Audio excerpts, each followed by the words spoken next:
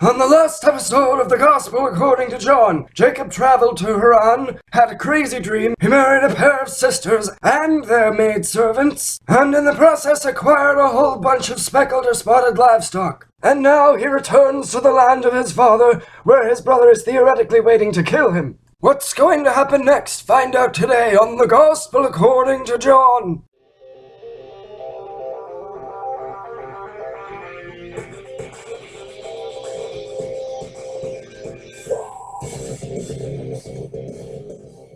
Hello, Gospel fans. Welcome back to the Gospel According to John. This is our 23rd episode, and today we have a special treat in store for you. Actor Christopher Lloyd will be my guest co-host. Hello, everyone! Without further ado, here we go. Jacob was on his way to meet his brother Esau. He sent some scouts ahead of him, and they came back like, "Dude, we found your brother all right, and he's coming to meet you with 400 armed men." So Jacob's scared about this. He breaks his people into two groups, hoping that one will at least be able to escape. And so he sends one group with instructions to the men handling his livestock, that when they meet up with Esau to be like, "We are Jacob's men, and he sent us on ahead to tell you he loves you and give you all of this stuff." He's hoping to mollify his brother a little bit with material goods. So, Chris, you want to take this next part? Don't mind if I do. So Jacob sends all of his people ahead of him and ends up waiting next to the river by himself. In the middle of the night, a man or God or an angel, depending on the translation, shows up and they fight all night long. Dawn is coming and the angel says, "Let go of me, it's almost daybreak." Obviously, God's a vampire. Jacob replies, "I'm not gonna let you go unless you bless me first." So the angel or God or whatever says, "From now on, thy name shall be Israel." Jacob says, "Please tell me your name." The man, or angel, or God replies, "What? Don't you know who I am?" Now this is kind of funny, because if it is God, he just not only took his own name in vain, but made it into a pun. And there's no explanation as to why God would be doing this in the first place. Does God, want to fight mano a mano? And I should think that would be obvious. like Shan Yu putting your best friend over a volcano, and on that day you really meet the man?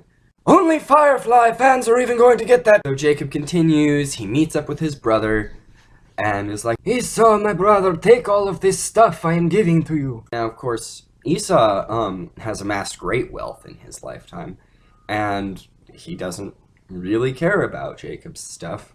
But Jacob keeps on insisting like a dumbass. Finally, Esau starts back on his way to Seir, and Jacob goes to Succoth, where he builds a place for himself and makes shelters for his livestock, and this is why the place is called Succoth. Because I love wait a minute, this one sucks. Oh, here's an idea. Indicate fucking north, otherwise it's not really a map, it's just a drawing. And then it gives a completely different explanation for where he goes. It says, after Jacob came from Paddan Aram, he arrived safely at the city of Shechem. Well, I guess that's a little better. Hamor had founded this city-state, Shechem, and had named it after his favorite son, Shechem. So, Shechem... The person, not the city! You must elaborate and spell it all out for them! Shechem sees Dinah and goes completely less crazy, and then he forces himself upon her! Dude, Chris, if you keep switching characters, people are gonna get confused. I mean, who are you now? Who I am is not important! Okay, well anyway, Dinah's brothers want to straight up murder the motherfucker. And so they go to find him. And he's like, "You guys, I'm sorry, I don't know what came over me. Just please don't kill me and give me Dinah as my wife. I'm in love with her." Nobody consults Dinah in what they want to do about it, of course.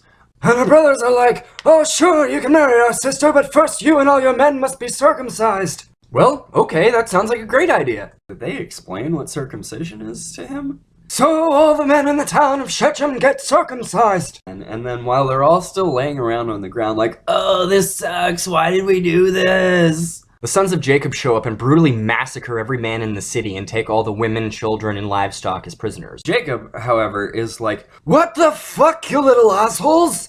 We have to do business with the people here. This is going to be a problem." "What, Dad? Is it right that we should allow our sister to be treated like a whore?" And then that scene just abruptly ends. We don't hear any more about Dinah or Shechem or any repercussions.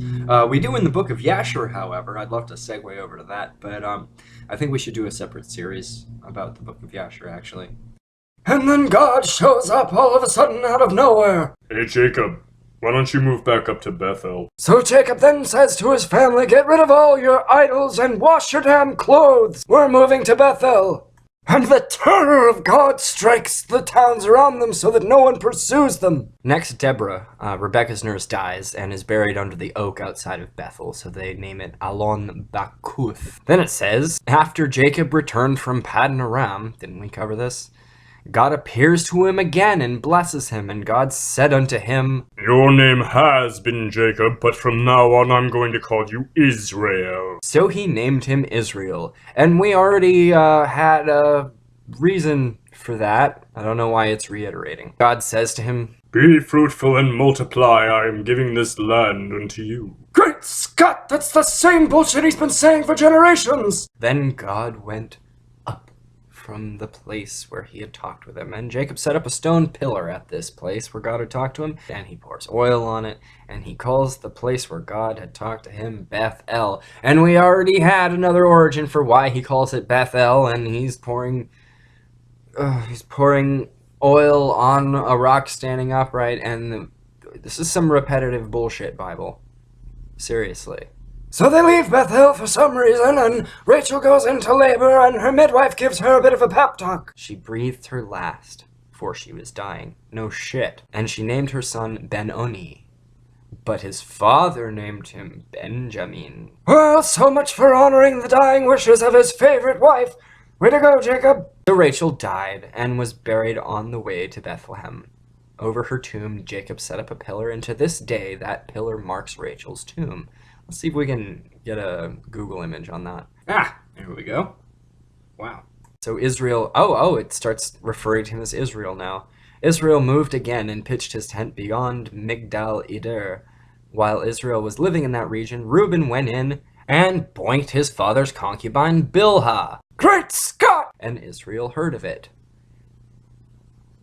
And it doesn't say anything more about that. It just says, and Jacob had 12 sons. The sons of Leah were Reuben, the firstborn of Jacob, Simeon, Levi, Judah, Issachar, Zebulun. The sons of Rachel are Joseph and Benjamin. The sons of Rachel's servant Bilhah are Dan and Naphtali. And the sons of Leah's servant Zilpah are Gad and Asher. And what the hell was the point of all that? These are the sons of Jacob. Or these were the sons of Jacob, and we're calling him Jacob again, who were born to him in Paddan Aram. Yes, we've established that. Jacob came home to his father Isaac in Mamre. Yep, that Mamre, because I fucking love map. So now there's a whole bunch more begats about Esau's descendants, and we did this already. I mean, yeah, I skipped over it, but you did it already, Bible. And boy, it goes on and on and on. The rulers of Edom, blah, blah, blah, blah, blah, blah, blah. And so that brings us to the end of chapter 36. In our next episode, we'll deal with the Joseph portion of the story and round out Genesis. I guess that's all we have for Genesis. Genesis! I want it! Well, yeah, exactly. On the next episode, that's what we're going to do. Give me Genesis! You know, I have had enough of you. So this has been the Gospel According to John. Thanks for watching, and next time I think we're going to have a different co-host. Perfect! Then that's the way it shall be! Thanks for tuning in, everybody.